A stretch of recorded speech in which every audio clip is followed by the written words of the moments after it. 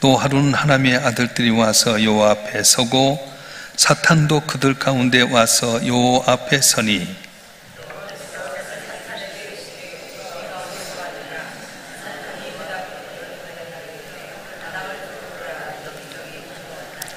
여호와께서 사탄에게 이르시되 내가 내 종 욥을 주하여 보았느냐?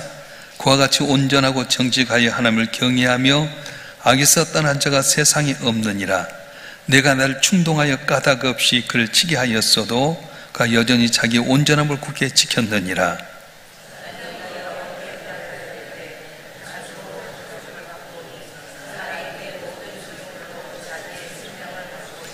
이제 주의 손을 펴서 그의 뼈와 살을 치소서. 그리하시면 틀림없이 주를 향하여 욕하지 않겠나이까?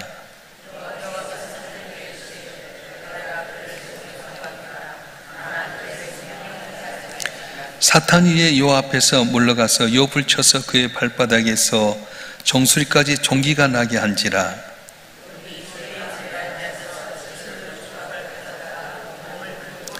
그의 아내가 그에게 이르되 당신이 그래도 자기 온전함을 굳게 지키느냐? 하나님을 욕하고 죽으라.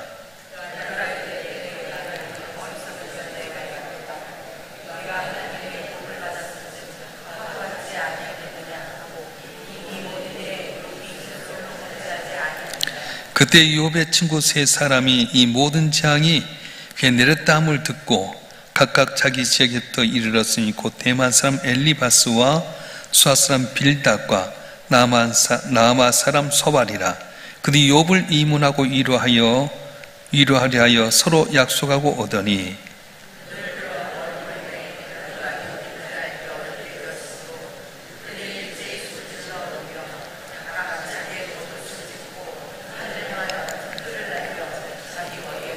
다 같이요. 밤낮 7일 동안 그와 함께 땅에 앉았으나 욥의 고통이 심함을 보므로 그에게 한마디도 말하는 자가 없었더라. 아멘. 우리가 신앙생활 하면서 내가 하나님 이렇게 잘 믿으면 내게 모든 환난과 고난을 면하게 하시고 복을 주실 것이라고 하는 생각할 때가 많이 있습니다. 실제로 시편이나 잠언서에 보게 되면 의인은 복을 받지만 악인은 하나님께 징계하신 것을 보게 됩니다. 그런데 실제로 우리 현실을 따져보게 되면 그렇지 않을 때가 있습니다. 믿음으로 신실하게 살아가는 삶에도 어쩔 땐 고난이 오게 됩니다.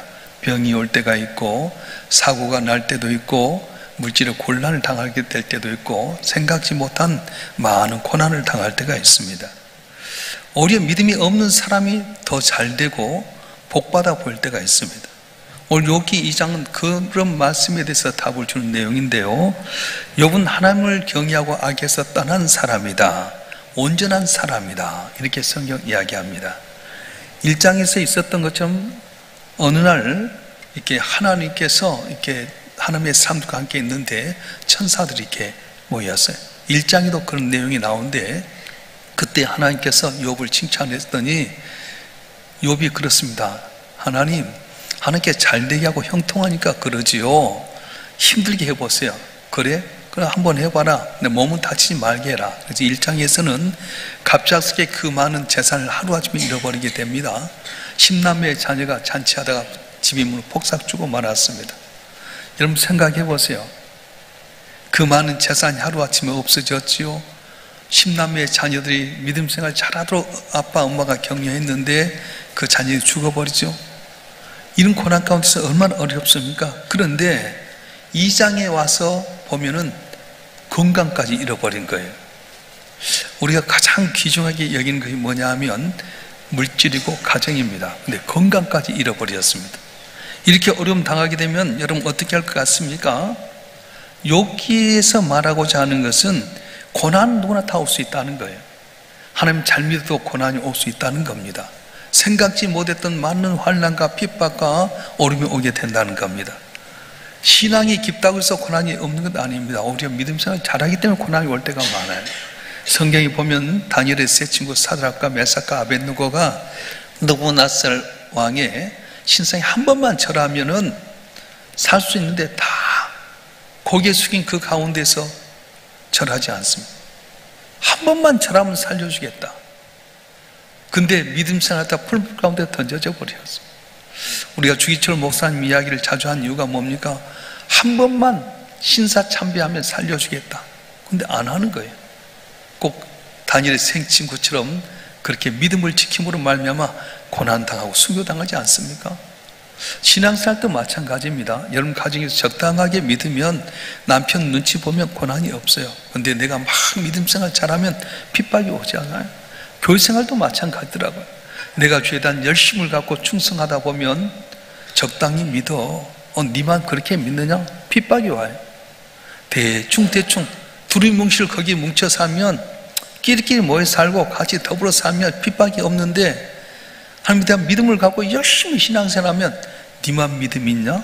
너만 그렇게 믿으면 되냐? 오히려 핍박이 오지 않습니까? 오늘 본문의 말씀이 그래요. 믿음 생활 잘한다고 해서 고난이 오지 않는 것이 아니라 믿음 생활 잘했는데도 불구하고 고난이 오게 된다는 겁니다. 그런데 오늘 본문의 말씀에 보게 되면 사탄의 권세는 끊임없이 도전한다는 거예요. 자녀들이 죽게 되고 재산을 잃는 걸로 끝난 것이 아닙니다. 오늘 본문에 보면 하나님의 아들들이 하나님과 더불어 있게 되는데 사단이 또 거기에 참석했어요. 그래서 하나님께서 욥을 봤냐? 너가 시험해 보니까 어떻더냐? 하나님, 세상에 지 몸은 안 다치니까, 돈 잃고 자식들 죽은 거 지 몸 안 다치니까 그렇게 한 거지, 지 몸 다쳐보세요. 그렇게 이야기합니다. 한번 읽어볼까요? 4절 5절 말씀 한번 읽어보겠습니다. 4절과 5절 말씀 시작. 사단이 여호와께 대답하여 이르되 가죽으로 가죽을 바꾸오니 사람이 그의 모든 소유물로 자기의 생명을 바꾸올지라. 아멘. 5절도 보겠습니다. 5절도 시작. 이제 주의 손을 펴서 그의 뼈와 살을 찢소서. 그리하시면 틀림없이 주를 향하여 욕하지 않겠나이까. 사단의 전략은 끊임없이 공격합니다. 한 번 시험 통과했다고 끝난 것 아니에요. 끊임없이 공격합니다. 물질 잃었다고요? 자식 잃었다고요? 아니요. 자기 몸 다쳐보세요. 예수께서 말씀하셨어요. 사단은 온수마귀, 사단은 온사치 상기를 잘 잡고 있다. 그렇게 말씀했어요. 여러분, 한 번 시험 넘어갔다고 끝난 것 아니에요. 더 끊임없이 오는 것이 사탄의 공격이라고 하는 겁니다. 근데 여기서 중요한 것은 하나님께서 사탄에게 제한을 주었어요. 생명 건지지 말아라. 그렇습니다. 오늘 우리에게 시험이 오게 될 때 하나님께서 제한을 두신 거예요. 사탄이 우리에게 여러 가지 장애를 줄지라도 너는 생명 건드지 말아라. 여기까지만 해라. 그렇게 이야기합니다. 바닷물이 아무리 넘친 것 같아도 막 태풍 불어서 물이 넘쳐서 들어온 것 같아도 결국은 싹 밀려가고 제한을 둔 것처럼 한 택한 백성들이 있어서 감당할 시험 밖에는 주지 않는다고 말씀하셨어요. 그러니까 여러분이 하나님 나 못 살겠어요, 이제 견딜 수 없어요 하는 순간에도 하나님께서는 지켜주시고 감당치 못할 때는 피할 놀라운 길을 주실 줄로 믿습니다. 제가 잘 아는 장로님이 교통사고로 가족을 다 잃었어요. 근데 그분의 간증을 들어보니까 그러더라고요.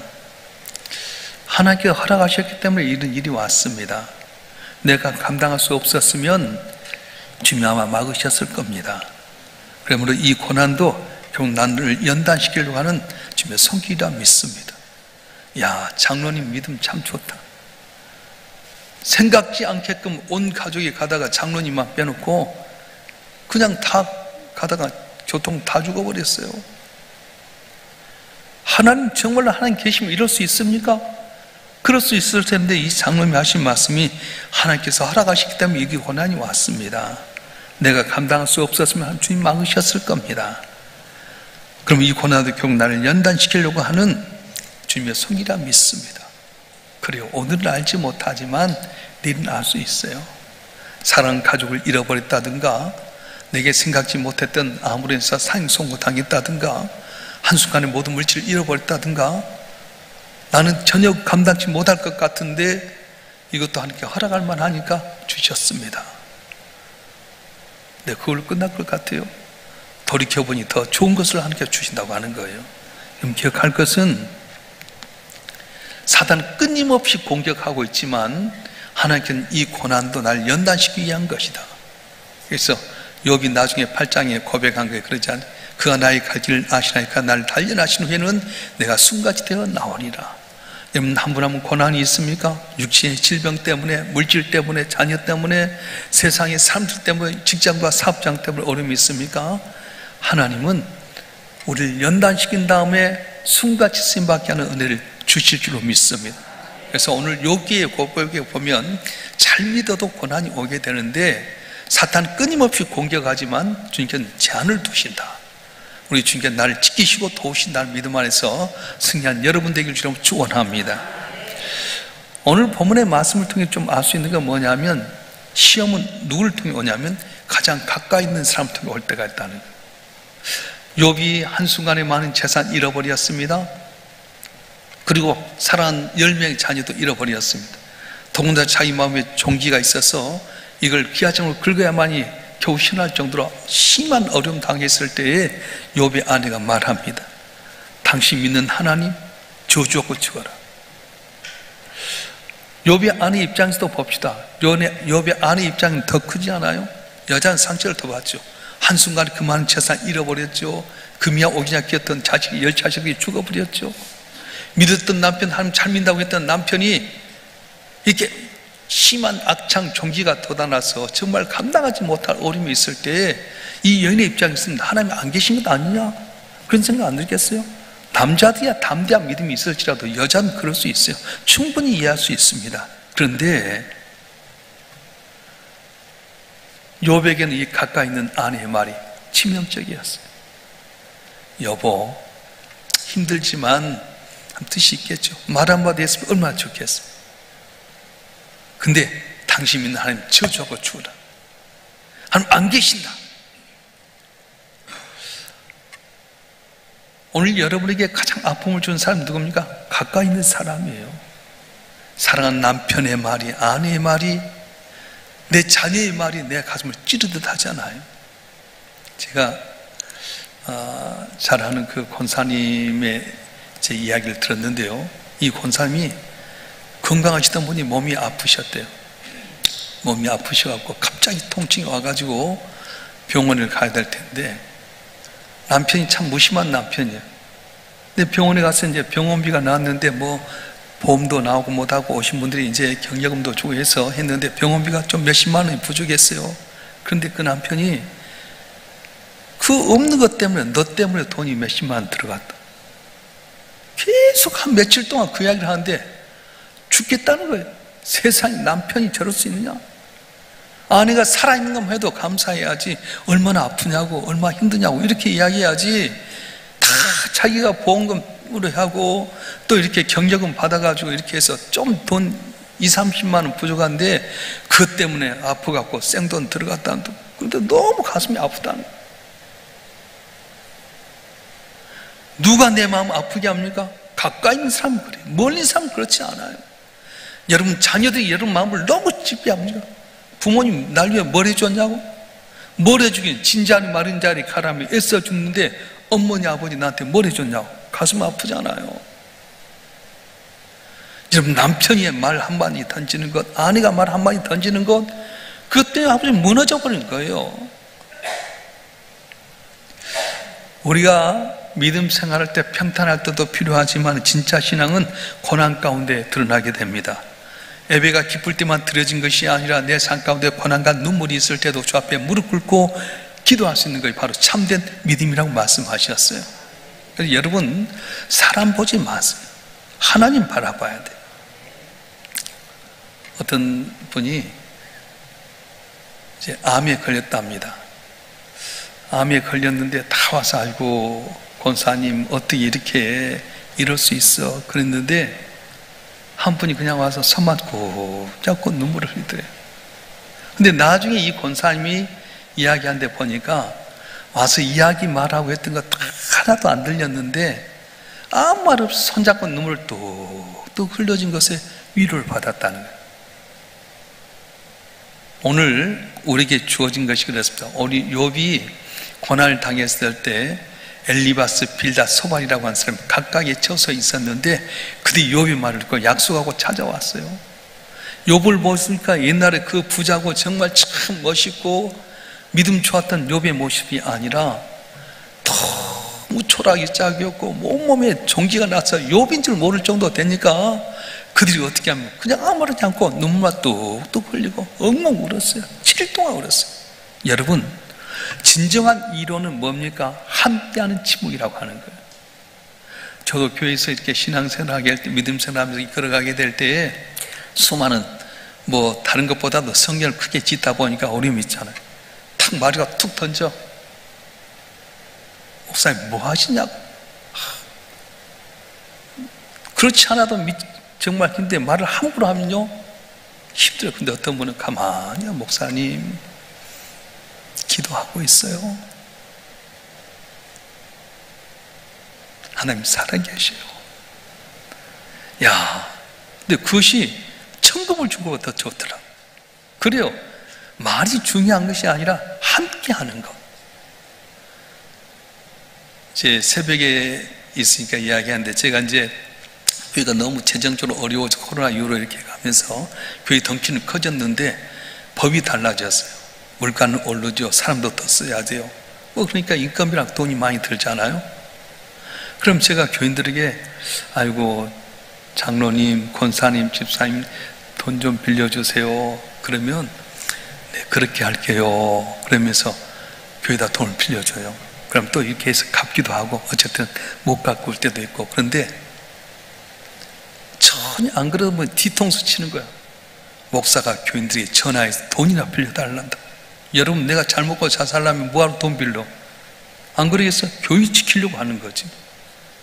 내가 잘 먹고 잘 살려고 빌린 거예요? 아니잖아요. 이 큰 교회를 여러분 지키려고, 끝까지 지키려고 때가 올 때를 기다리면서 하는 건데, 말을 툭 던지면요 너무 가슴이 아파. 목사님 힘드시죠? 우리 함께 할게요. 마음 못 두면 얼마나 좋겠어요. 근데 와서 자기 의를 나타내면 뭐 하시냐고. 그럼요, 하나님 내가 잘 먹고 살라고 그러냐? 그러잖아요. 욥의 세 친구가 처음 이런 믿음이 있었어요. 말하지 않습니다. 얼마나 힘드냐? 애들 잃어버려서 정말 가슴 아프냐? 너 몸이 왜 이렇게 됐냐? 이런 말 하지 않아요. 끙끙 7일 동안 같이 울면서 함께 했더니 욥에게 위로가 됐다고 하는 겁니다. 사랑하는 성도 여러분, 욥기 2장이 우리에게 주신 분명한 교훈이 있습니다. 사단의 공격은 끊임없이 멈추지 않고 오지만 하나님께서는 우리를 하여금 어려움 당을 지켜주신다는 거예요. 제한을 두시고 나를 보호하신다.